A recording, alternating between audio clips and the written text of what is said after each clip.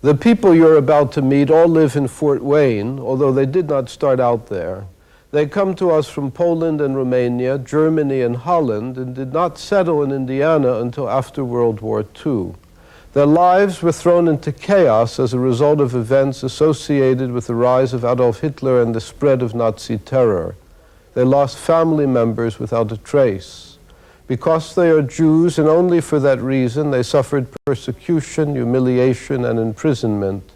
The ordeals they were forced to undergo in the ghettos and camps of Nazi-occupied Europe were marked by such extreme cruelty and injustice as to seem to us today to be almost unreal. And yet their experiences as victims were real, all too real. It is for this reason that the stories of the survivors are stories that must not be forgotten. As you listen to these stories, you will discover a past too horrible for most of us to imagine.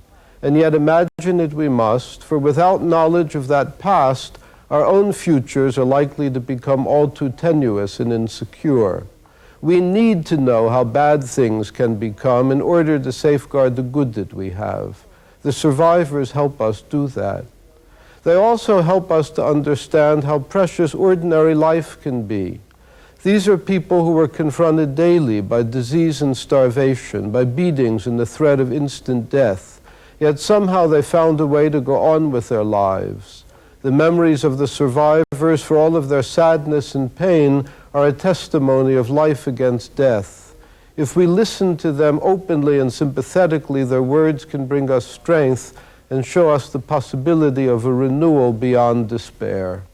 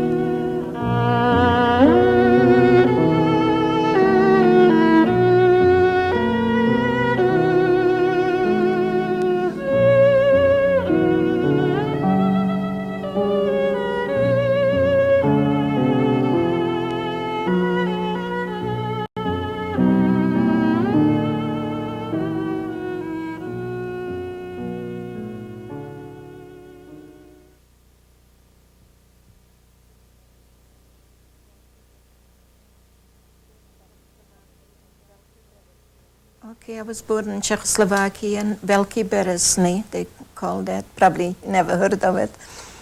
And it used to be Austria-Hungary before the First World War, and then it became, in 1918 it became Czechoslovakia. We were 6 children, nobody worked, the father supported everybody. No, we had a very normal life, very nice house, everything. My father made a very good living. My parents, they had a wholesale business, and my family was for generations already born in Germany. So we lived there for a very long time. So I was raised in the town of Stanislavov, went to school, went to gymnasium there. My father was a physician, and as I can tell you, my life was as they say here, as a Polish Jewish princess. I have everything what I needed. Beautiful house, good parents, money, and I got everything what I wanted in my life. The family clan was very large, over 150 people in our town. Other than little incidents of people taking care of me, I really don't remember anything of Berlin at all. It's as though I've shut it out completely. I do remember leaving Berlin.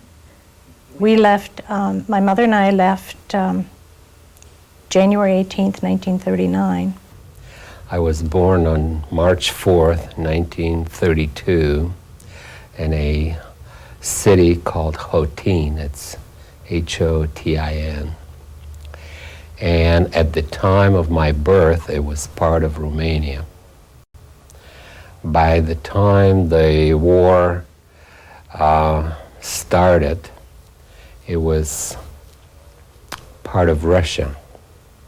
By the time the war ended, it was part of Russia, but in the interim, it was part of Romania. I come from a mixed marriage, and the grandmother was from my mother's side, and my mother was born Christian, which saved me later in concentration camps, having those documents. So my grandmother did not associate with actually anybody. She was a rather elderly and sick person. I had many Jewish friends, yes, and I went to the temple, and I had Jewish religion in school, and we kept Hanukkah and Christmas together. We had a Christmas tree for grandmother and a menorah for me. And it was just a normal childhood. See, now we got married in 1938. 39. 38 engaged. Yeah, right. And 39 we got married. In 39, after the marriage, we got 1 more year without problems. You know, there were special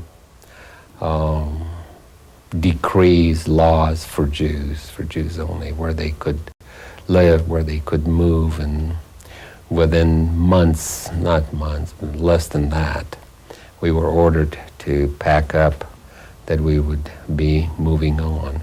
At that point in time, Roosevelt no longer admitted refugees to the United States.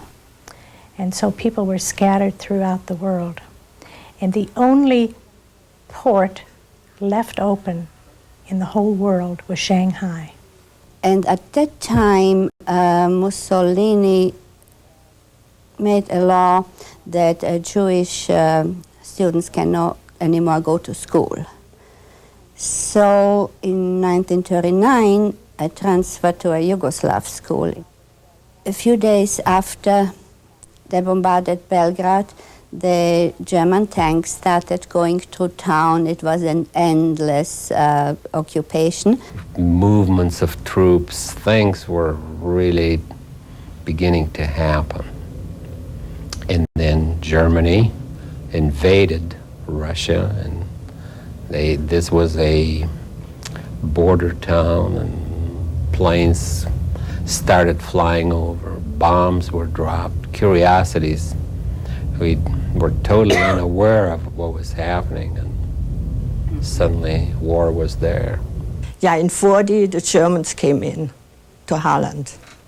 And nobody expected that I could get in, because they always said, they open the dikes, and the water comes out, and nothing can happen in Holland. So, but it didn't work, so no water came out. Most people in Germany said that no, he will not stay very long, They always say it will be overnight, will be over. Then nobody expected him to be so forceful,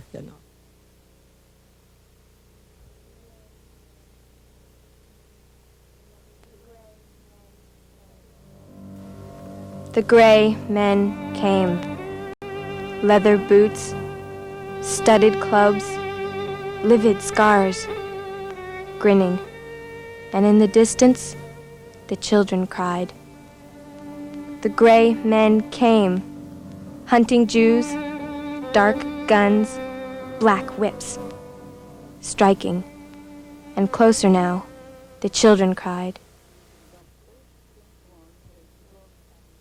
So first thing was they took the intelligentsia, was called to the Gestapo. They took them for 2 days. My father was between them.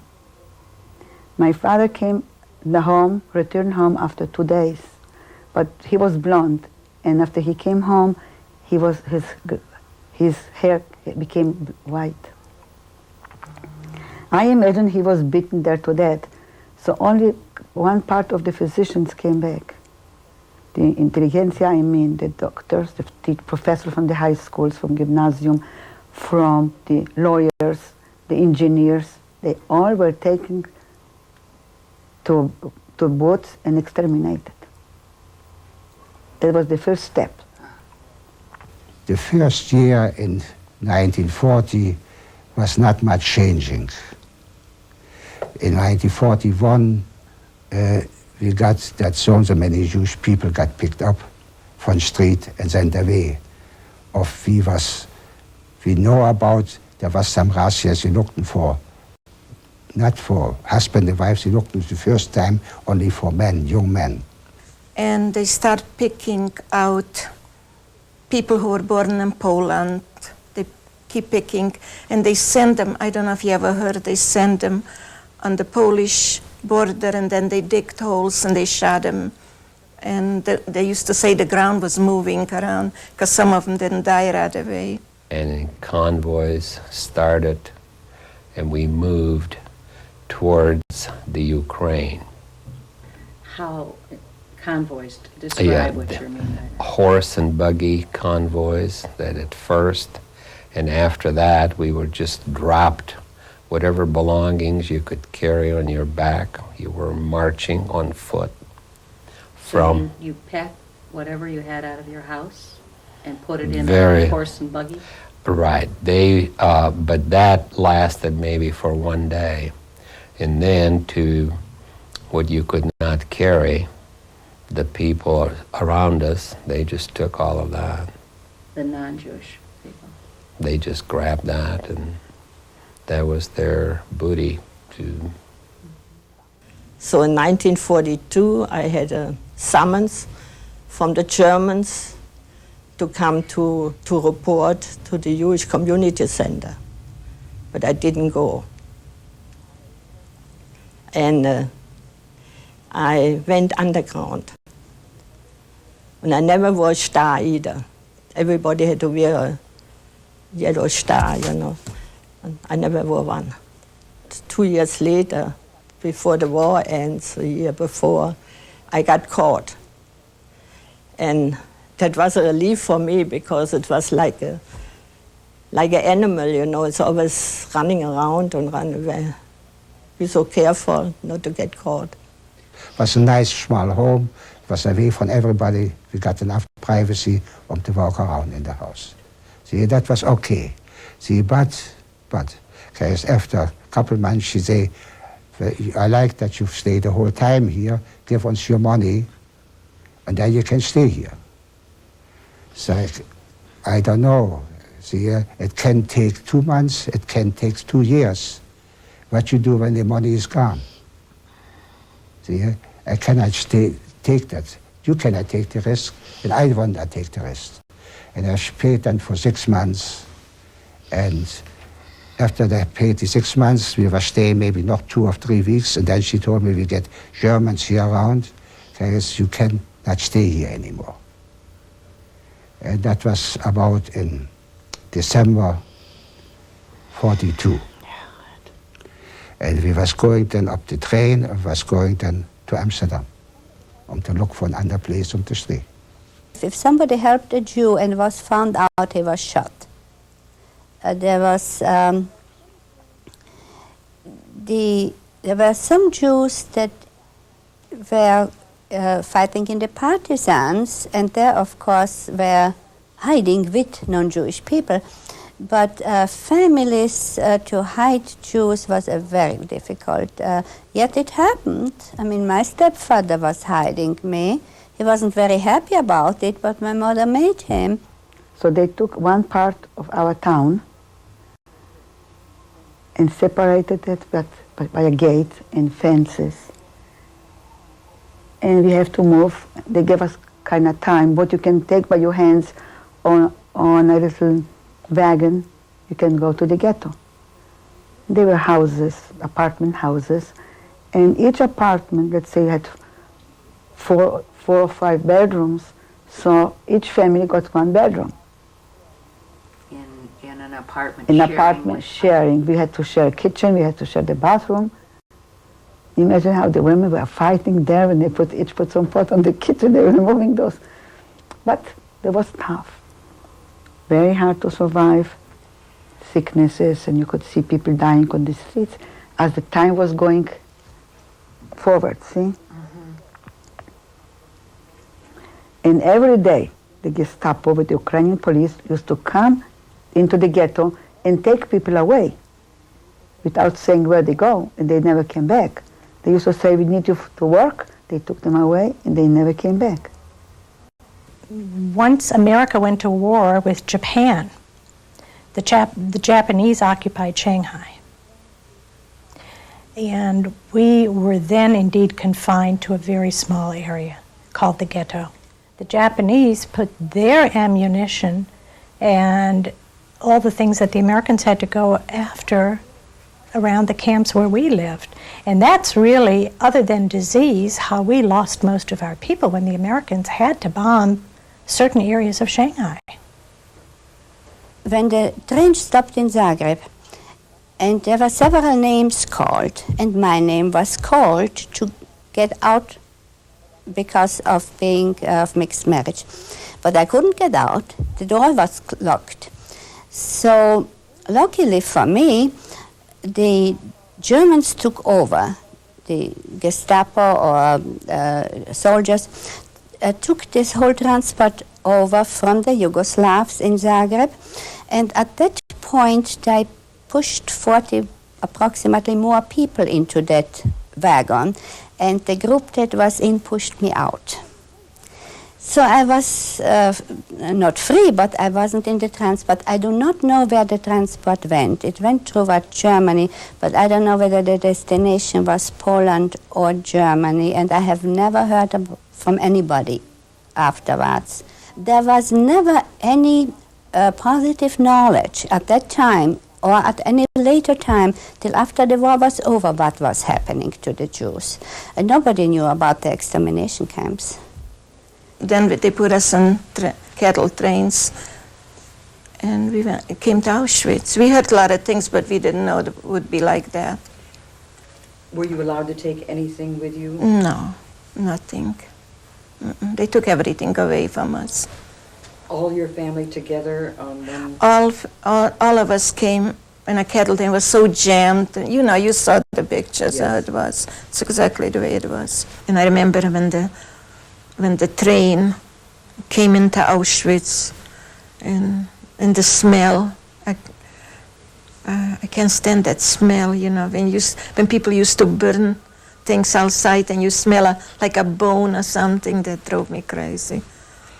They took, my mother was fairly young. Oh, she was about 44 years old, and my two little brothers separate, my grandfather separately, and my father and my oldest brother.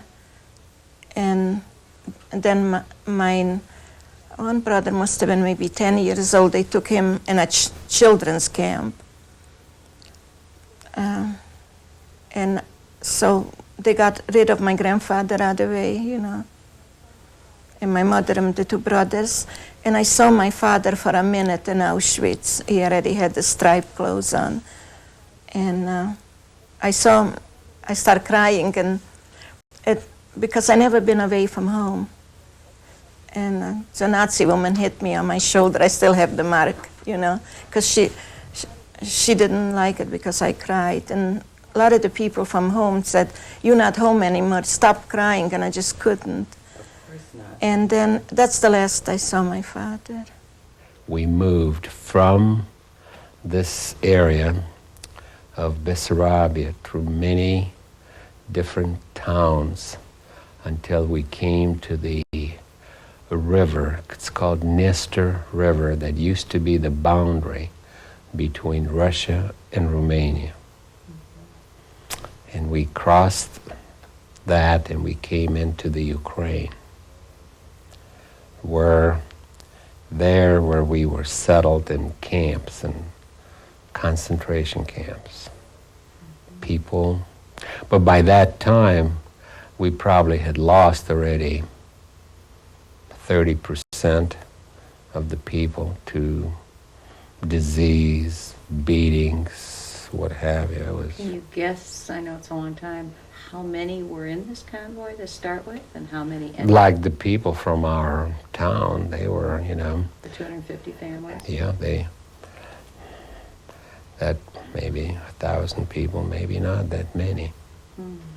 By the time we came into the Ukraine, that was where they kept us for 4 years.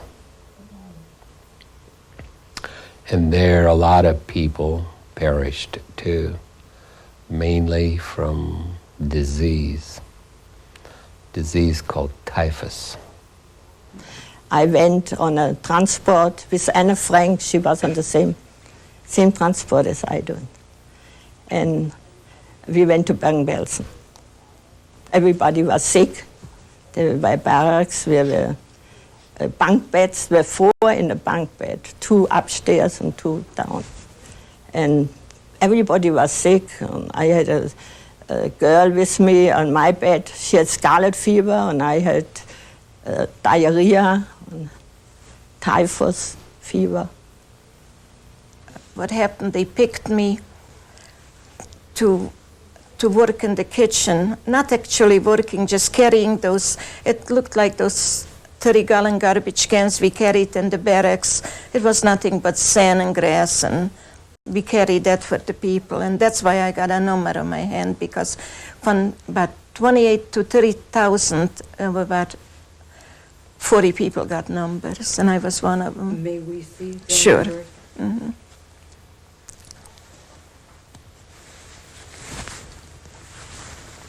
I don't know if you could see it. It goes this way. It was like a square piece, like, like a German bread, like a rock, And I don't remember if we all got a piece or we divided among ourselves. I forgot. It wasn't very much. And a little soup. It was kind of green. It was like grass and sand, and who knows what they put in it to it, And that's what we ate. That's why people got so skinny. We had 1 stitch of clothes on, and they took that off and they boiled, and we walked around without nothing on, because they looked at us not like people, like animals. We had our heads shaven, everything. Oh, when we came to Auschwitz, they took the earrings out, everything, so you couldn't even hide a piece of jewelry, so they shaved their heads, and we looked like boys, actually.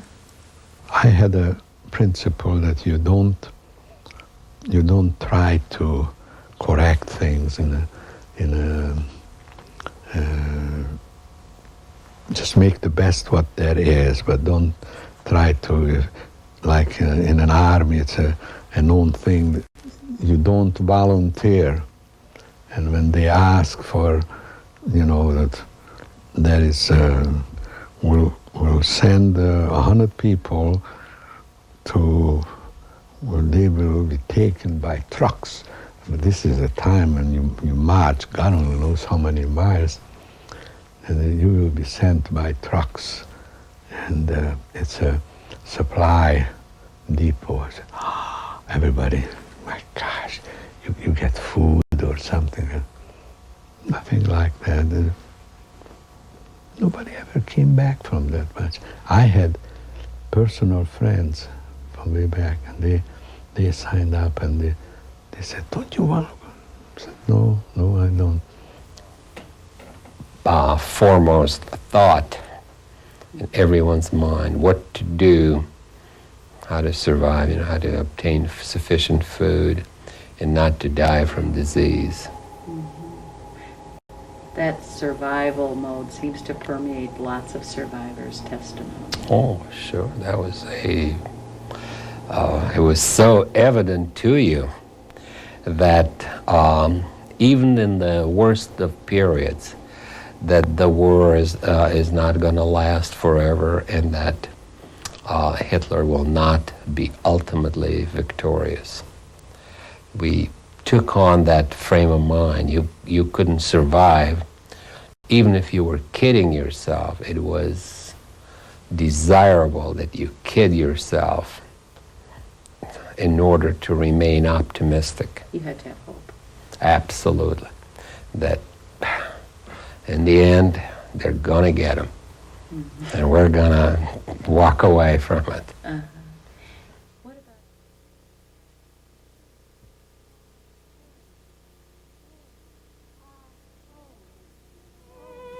about home. Home. Why did they tear me away? Here, the weak die, easy as a feather. And when they die forever. I'd like to go back home again. It makes me think of sweet spring flowers. Before, when I used to live at home, it never seemed so dear and fair. I remember now those golden days. But maybe I'll be going there soon again. We all hope the time will come when we'll go home again. Now I know how dear it is, and often I remember it. In the morning on Sunday, they were running with dogs in the houses, in the apartment houses, taking the people out from their houses and collecting them on a main plaza of the town in Europe. If you have been in Europe, each city had a city hall surrounded by a huge plaza. And on that plaza, they collected all those people. They took you out of the ghetto? They didn't, yeah. They didn't take us out because as a physician, my father was favored. But the other people in the ghetto, they had to go out. To the plaza. Some did hide in the basement. They made some hiding places behind. They had a room, a small room, and they could cover that room with a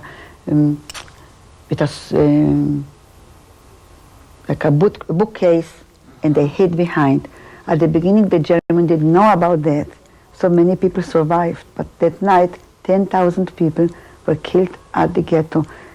The way they were killed, they had to get undressed, completely naked, and jump into the grave. But you know, Germans were very organized. You had to lie down one by the other, makes nice row, and they shoot in. Then the next group had to jump in and lie on top of the others, and they were shooting. So many people got killed, but many was only hurt. So how do you know they got asphyxiated in those graves? So many people, after the action finished, and they left that cemetery, so many people came out naked. But what I want, up from there? Yeah, maybe they were on top. But what I want to tell you, the Gestapo and the SS, they had tables with sandwiches, with drink, and they were shooting the people and eating.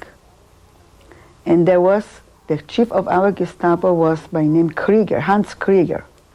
And he was riding a white horse, driving around and checking of everything. Finally, around 5 o'clock, he said, okay, it's over. The one who wasn't killed can go home. We didn't know where they were taking us, the whole camp. We were searched internally, which was very unpleasant, and they didn't wash their hands between searching, and lined up without anything. We were not allowed to take anything with us. I only had my coat. That coat left with me was my cover and everything. And we were taken by first marched, and then on a boat, and we wound up in a camp that used to be a stone factory. No, what do you call the stones you build your bricks? And about this event, I had blocked this out of my mind, and I started remembering it about 2 or 3 years ago. Before the Germans were in, and before they took everybody, somebody sent me word that I am going to be interrogated. They told me that they are going to interrogate me about Christianity, how much I know about it, and how I say the prayers.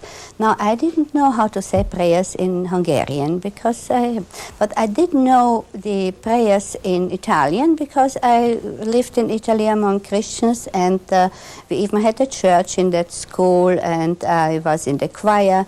I learned how to sing the Ave Maria in Latin. So I did very well on this interrogation. I convinced the commander, who kept screaming at me. He had a whip in his hand. He wasn't beating me, but he put that whip on the floor all the time, and he would always scream at me, "Your mother is Jewish, your father is Christian." And I kept telling him no, in Hungarian. When I went to college here in Indiana, mainly to learn English, I studied for those exams like if my life would depend on it, and I couldn't understand why. And then when these memories came back to me, I sort of felt a similarity from the prayers I studied and the fear that I had for this. It was like an exam, an interrogation, that tremendous fear if the life depended on it, on what you were saying. The Russians were coming close in January, you know. They didn't want us to free. So they pushed us in January farther to Germany. So after Auschwitz, we walked 3 days and 3 nights. And whoever stood behind, they shot him. And then they put us again on cattle trains, and we went to Bergen-Belsen. When we walked 3 days and 3 nights from Auschwitz to the train, my shoes froze to my skin. You know, it was so cold. That's why a lot of people died, because they couldn't walk and they didn't eat. So they shot them. I don't know if they ever showed anything on TV like that. Bergen-Belsen was terrible. It was just so filthy. I mean, that's all we stood and just pulled the lice out of us, you know.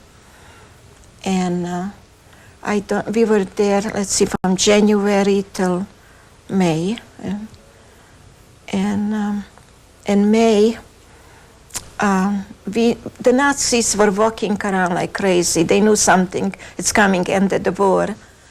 So we started yelling and screaming. And I remember one Nazi got mad and he shot in the barrack. And he got a girl right in front of me. Her brain just scattered all over.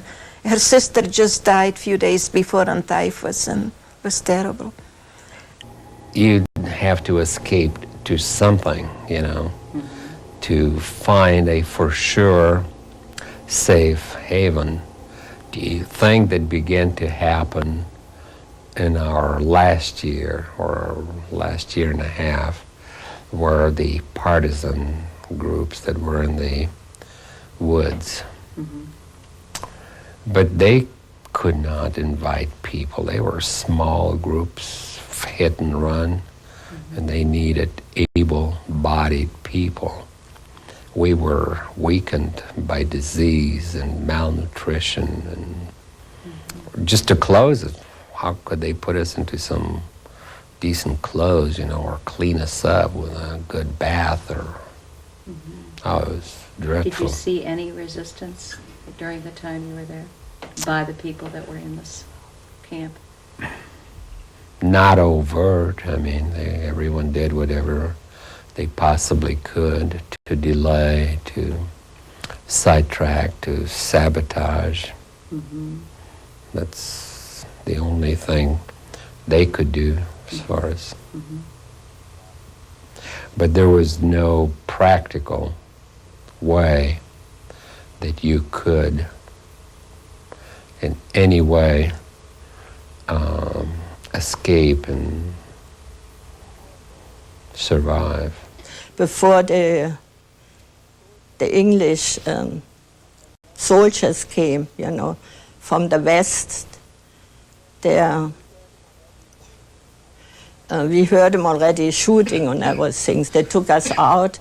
They want to bring us still noch to Auschwitz. They took the whole camp. They were in Bergen-Belsen. They had different camps. Everybody had maybe 50 camps they had. And we were the Dutch people, you know, Dutch camp. And they took our camp, and the dead they left behind. They took us in a train. What did you believe was going to happen to you? Nobody knew, you know. You always have hope, so I always was thinking, I will make it, so, Yeah, I was all by myself, you know. And I always had hope. And we went in a train for 2 weeks. We've been in a train with sick people, dead people, kids, whole families. Terrible. And the Germans were hiding in the train.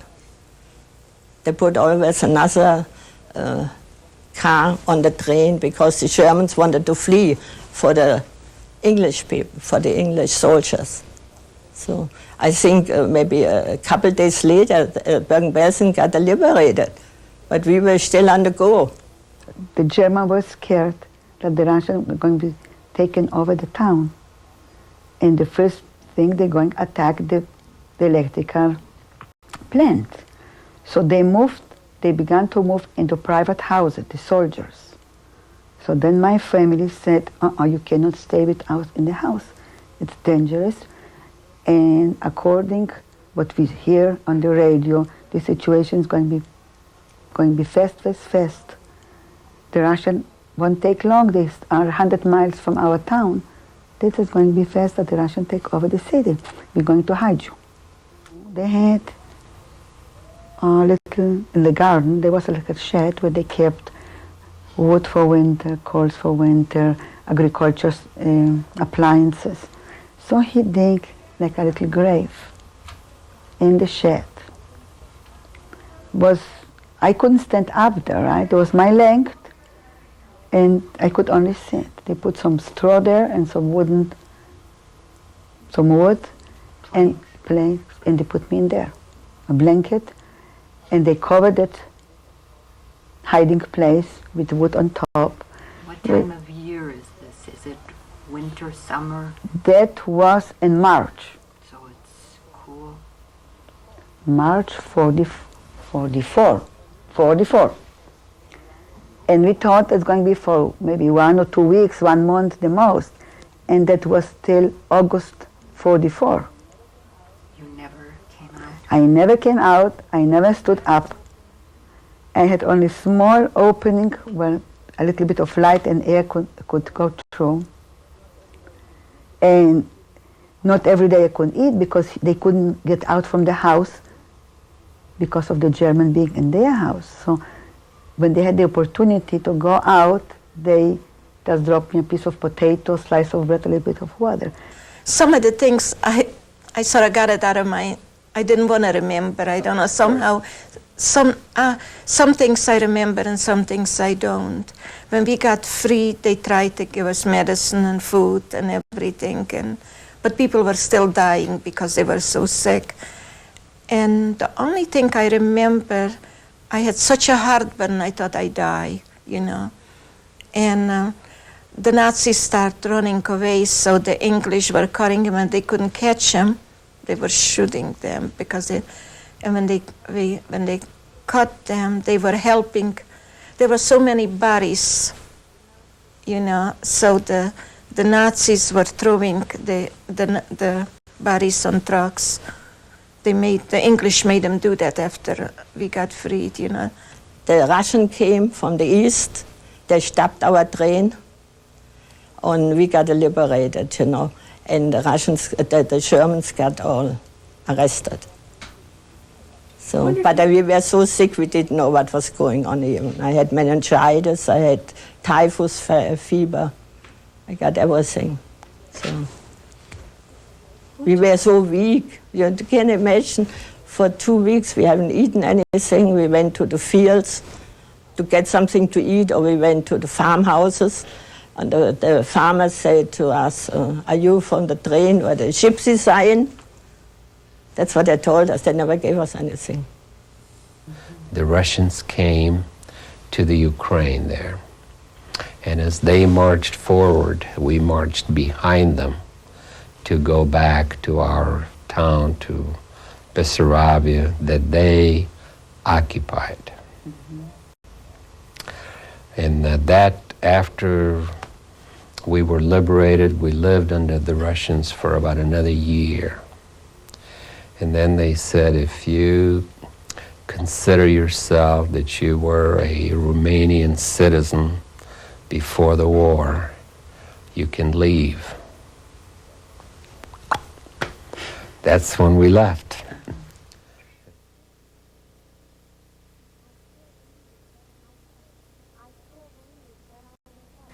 I still believe that I'll wake up a child again and start to laugh and play. I'll go back to childhood, sweet like a briar rose, like a bell which wakes us from a dream, like a mother with an ailing child loves him with aching woman's love. Somewhere, far away out there, childhood sweetly sleeps.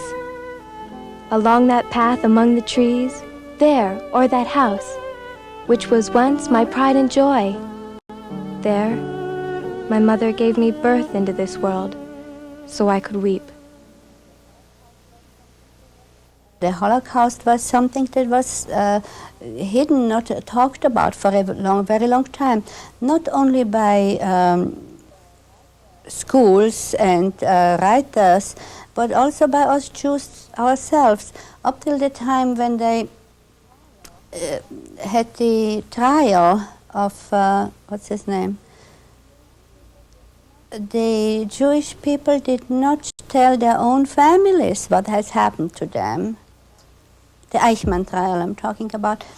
And when that Eichmann trial happened, that's when they sort of started to open up and tell their families, yes, I am your mother and I had a family before you. And they were killed in the gas chambers. These children heard that for the first time. And we tried to repress these memories. I remember the day we stepped off the boat in San Francisco, saying to my mother, we are in America now, and you speak English on the street. I never wanted to be associated with foreigners. At least not at the time. You know, this was America, and I was going to be an American. You know, and I was fortunate that she spoke English. So I kind of repressed. We were just arrested and sent in the camps because we were Jews, you know. So we didn't do anything wrong, nothing. And then coming here, and they asked you, you know, what are you? So I think that's not necessary, how if they know who I am or not.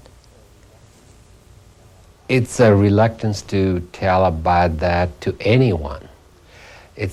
We don't believe that any human being who hasn't been there can relate to anything like that, and everyone's ability to be descriptive, you know, with words, to tell it really how it was, and you say, it's totally inadequate.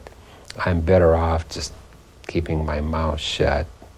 That's one aspect, and it's not a proud moment of your life, you know. It was full of degradation. It was full of self-hatred. It was full of many terrible things. And as you know, you always try to avoid recalling degrading and humiliating experiences. Nobody wants to talk about them. You want to sweep them under the...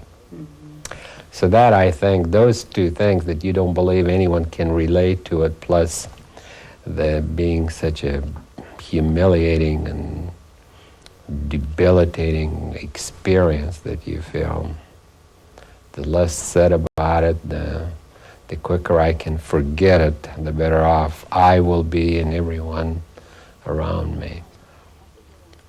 I decided after the war and after the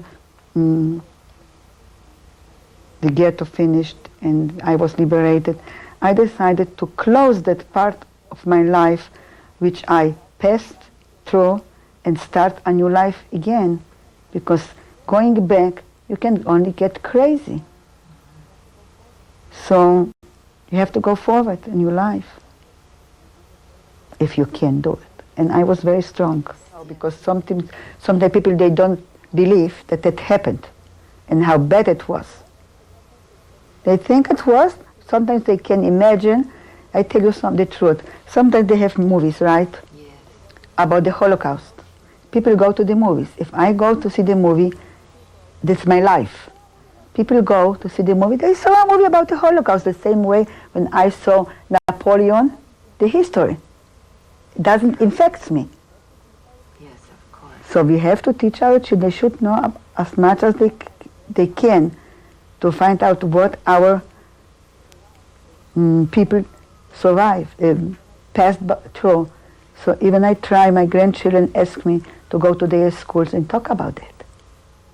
You accomplish several things with remembering. You honor the people who have fallen at the hands of the Nazis by their memory, the memory of them, rather, comes to mind, and you think about them. They were victims, and you know that we must remember that. Do individual faces come before you? Absolutely. I do, and you know that there is a many-fold purpose in remembering. Honor their memory mainly. Hopefully the world maybe will want to look at these events, see what can be learned from them, how to avoid. Really, the conquerors also became victims. I don't know how many millions of Germans perished. Maybe when somebody comes up with the idea of a new Reich, this history will be dusted off. Sometimes I think I am pessimistic in everything. I always expect the wars to happen when there is a situation. And maybe that is something that has to do with my past. But my daughter herself is very optimistic in everything. She's just a dreamer.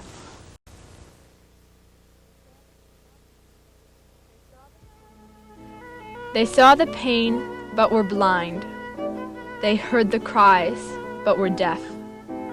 We must not be blind or deaf. We must not forget.